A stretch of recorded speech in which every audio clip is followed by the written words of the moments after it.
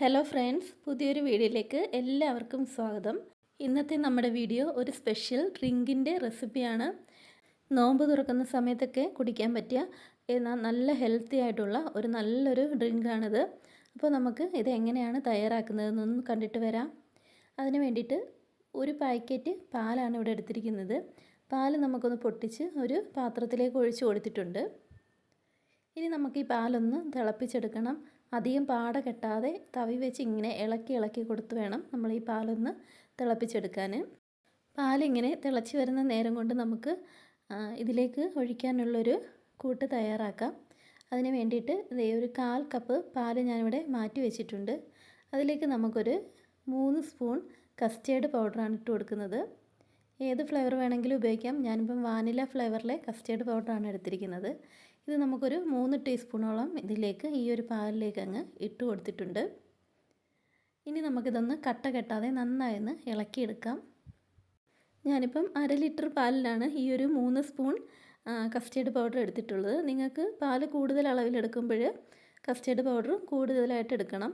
അപ്പോൾ പാൽ ഇതേ നന്നായി ഒന്ന് തിളച്ച് വന്നിട്ടുണ്ട്. പാടയൊന്നും കെട്ടാതെ തന്നെ ആയി വന്നിട്ടുണ്ട്. ഈ ഒരു സമയത്ത് നമുക്ക് കലക്കി വെച്ചിരിക്കുന്ന കസ്റ്റേർഡ് പൗഡറും കൂടി ഒഴിച്ചു കൊടുത്ത് നന്നായി ഒന്ന് മിക്സ് ചെയ്ത് കൊടുക്കാം.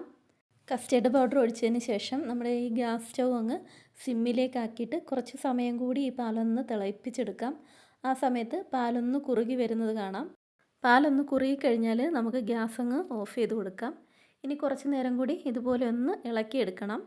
നന്നായി ഇളക്കിയില്ലെങ്കിൽ ഈ സമയത്ത് ചിലപ്പോൾ പാട കെട്ടാൻ വേണ്ടി സാധ്യതയുണ്ട്.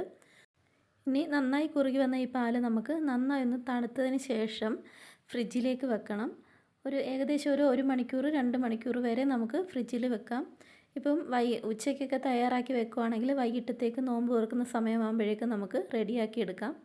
ഇനി ഇതോടൊപ്പം തന്നെ പാലിൻ്റെ ചൂടൊന്ന് കുറഞ്ഞതിന് ശേഷം ഇതിലേക്കൊരു 6 ടീസ്പൂൺ പഞ്ചസാര ചേർത്ത് കൊടുക്കുന്നുണ്ട്. നിങ്ങൾക്ക് എത്രത്തോളം മധുരം വേണോ അത്രയും പഞ്ചസാര ഇതിലേക്ക് ചേർത്ത് കൊടുക്കാവുന്നതാണ്. ഇനി നമുക്കിത് ഫ്രിഡ്ജിലേക്ക് വെക്കാം. ഫ്രിഡ്ജിൽ വെച്ച് 1 മണിക്കൂറിന് ശേഷം വെളിയിലെടുത്തിട്ടുണ്ട്. ഇനി ഇതിലേക്ക് ആവശ്യത്തിനുള്ള ഫ്രൂട്ട്സുകൾ ചേർത്ത് കൊടുക്കാം. ഞാനിപ്പം ഒരു അനാറ് പൊളിച്ചെടുത്തതും അതോടൊപ്പം ഒരു ആപ്പിൾ ചെറിയ കഷ്ണങ്ങളാക്കി മുറിച്ചതുമാണ് ചേർത്ത് കൊടുത്തിരിക്കുന്നത്.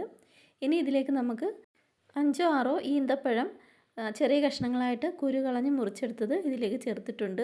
ഫ്രൂട്ട്സും ഡ്രൈ ഫ്രൂട്ട്സും എല്ലാം നിങ്ങളുടെ ആവശ്യത്തിന് ഇതിലേക്ക് ചേർക്കാവുന്നതാണ്.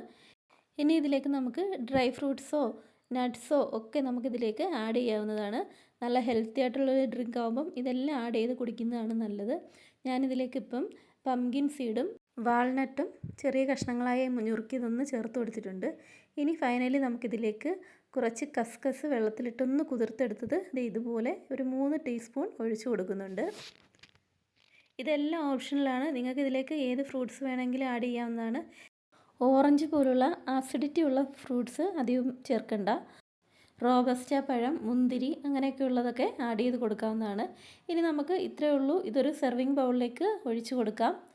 മുകളിലായി നമുക്ക് കുറച്ച് ഈന്തപ്പഴം കട്ട് ചെയ്തതെടുത്തതും അതോടൊപ്പം തന്നെ 2-3 പീസ് അനാറും 2-3 പീസ് ആപ്പിളും ഒക്കെ വെച്ച് ഒന്ന് ഡെക്കറേറ്റ് ചെയ്തെടുക്കാം. ഈ ചൂടുകാലത്ത് ഉറപ്പായും ട്രൈ ചെയ്ത് നോക്കേണ്ട ഒരു അടിപൊളി ഐറ്റമാണ്. നിങ്ങളെല്ലാവരും ഒന്ന് ട്രൈ ചെയ്ത് നോക്കിയിട്ട് ഫീഡ്ബാക്ക് അറിയിക്കണം കേട്ടോ.